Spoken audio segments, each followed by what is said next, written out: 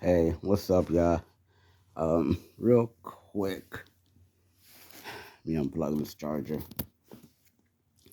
Real quick, I end up getting a brand new filter for my cold air intake. So, reason I had to get a new filter is because my old one, look at it. It's, mind you, I just recharged this. What, 3 weeks ago? I just recharged it. It hasn't even been 30 days since I recharged it. Now, when you recharge it, there's a degreaser. You spray, all around it. You spray inside here. And then you also spray inside here the degreaser. And then you let it sit for like 10, 15 minutes. And then, you rinse it out. Like you let water go in here going out. You don't want to let water go on top of here going in. You want to let the water go inside here so that the dirt and whatever else is in there can come out. And then after it's done, there is a red red oil that you gotta spray on this, which I sprayed on it. Now look at the difference. I sprayed the red oil on this after I cleaned it. Okay, look, it's damaged right there.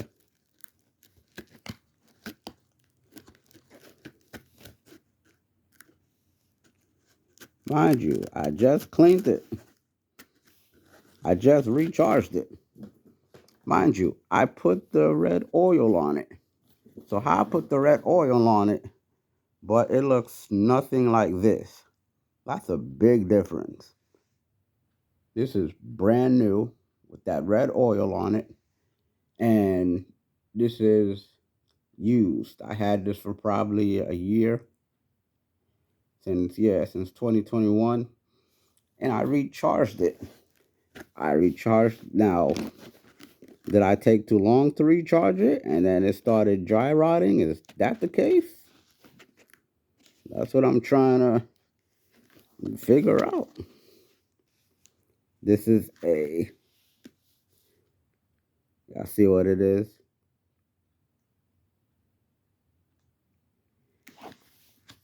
So I also got another.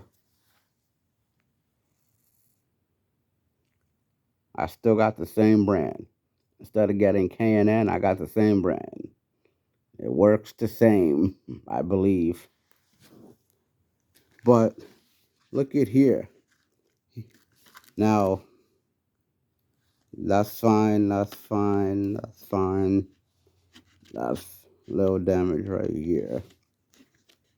That's fine, not too bad. And then when you get here, like, what happened? So this is the old one that I'm throwing away. And this is the new one that I'm putting on my car. So real quick, let me tell y'all, I purchased this yesterday, and I'm not taking it back off. I'm just going to show you. This has 3 different cup sizes. This have, small, medium. You could take these 2 out, and then it'll be a large. How many inches? Right now, I cannot tell you, but this will be a large that I got the clamp on. If you take both of these out, this would be the medium, and then this would be the small. Only the small and the medium cufflinks or whatever you call them, only these 2 come out. This big one doesn't come out because I thought something was wrong. I'm like, okay, my other filter was on there, so why this ain't fitting on my intake pipe? Now, my intake pipe was a little warm, so I may have to get some more heat shield wrap and wrap this up some more. Try to, decrease the temperature. So when I first got this, these rubber cufflinks or whatever you want to call them, they was hard. It's rubber. When rubber get cold, it gets hard. Okay, and I was having, a little issue trying to fit this pipe, in this because the medium one is too big and obviously the large is going to be too big. So the only, well, I'm calling it a cufflink. That's probably not the name of it, but this rubber cufflink, like I said, it's probably not the name of it because I don't know the exact name for it. So I'm just calling it cufflink.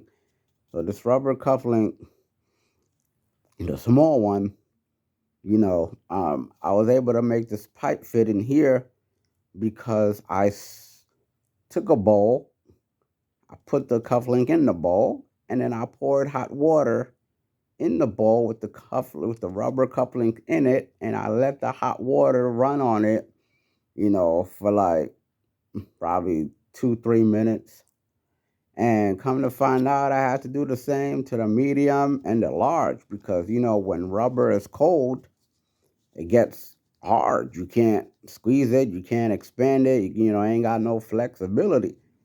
So what I did to make this work, and I'm just giving y'all, a little tip that if any of y'all, is buying a new cold air intake filter and this rubber part is cold and it's hard, and it's hard for you to put your pipe in, whatever size pipe you got in, intake pipe you got in. The trick is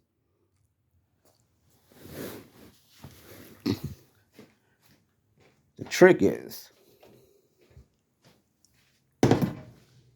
I took this bowl, right? And this is the thing. I took this bowl, I put it right there, right?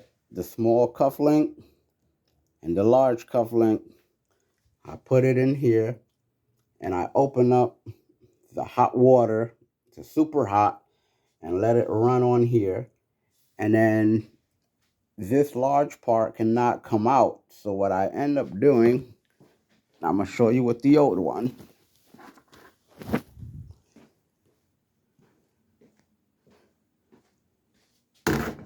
So this large one can't come out. So what I end up doing with this large one is I turned the hot water off, and there was, hot water in the bowl with the other two rubber cufflinks. And then I just went like this. Like I just let it, I was holding it, because you can't let it go all the way in. You can't wet your filter. If it gets wet and then you try installing it in your car, then, I'll do some damage to your engine. So you hold it, and then, you just like hover it a little bit over the bowl while that large rubber cufflink is kind of in that hot water, and then you leave it there for a few minutes. Well, I would say maybe 2 minutes tops. Leave it there for 2 minutes tops, and all three of those rubber cufflinks should, well, of course, it's going to warm up and get hot, and it's also going to be, it's going to come more loose, meaning it's going to have more flexibility, more play to it for you to be able to wiggle your cold air intake pipe, into the rubber cufflink.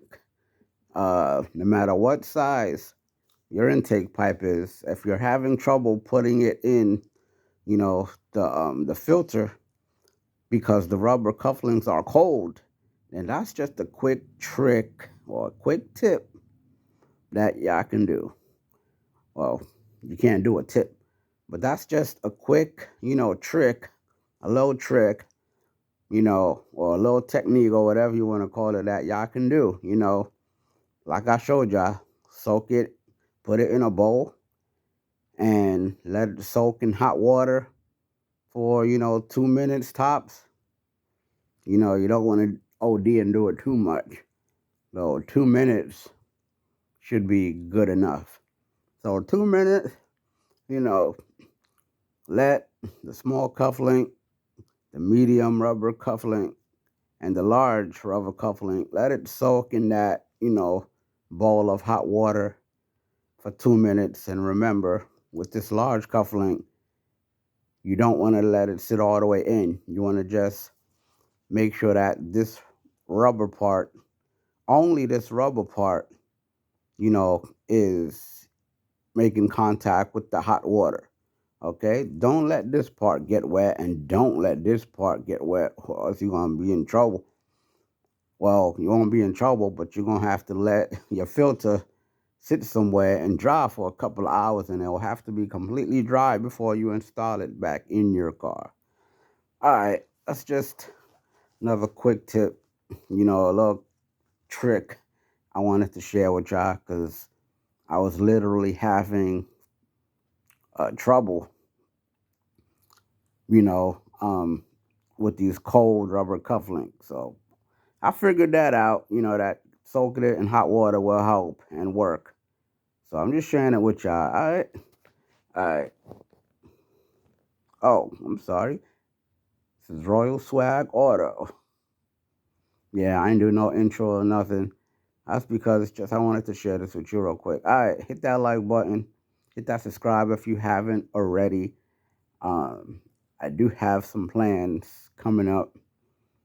I had to sacrifice my I had to sacrifice my suspensions for my PT so I can get the camshaft synchronizer for my '07 Ford Taurus. That synchronizer went bad and it's sounding like it's a belt. It's sounding like the engine is damaged when in reality, there's a big possibility that it's just that. One of my mechanics was like, "Oh, your engine's damaged. Oh, I could get you another engine for $1,500, $1,400." I'm like, okay, I've been doing research myself, and they said that it's a big possibility that it's the camshaft synchronizer on the Ford Taurus. So try that. He said, no, no, no, no more sensor, no more this. You need a new engine. Your engine's damaged. I'm like, bro. So yeah, that synchronizer, I'm gonna be doing that myself, and I'm gonna be trying to get a head cam, a camera to put on my head, So when I'm doing it, I could show y'all if y'all don't know yet, or if y'all want to see me do it or how I do it, then y'all be able to see it. All right, y'all. Got a lot of other stuff I gotta do today, so till next time.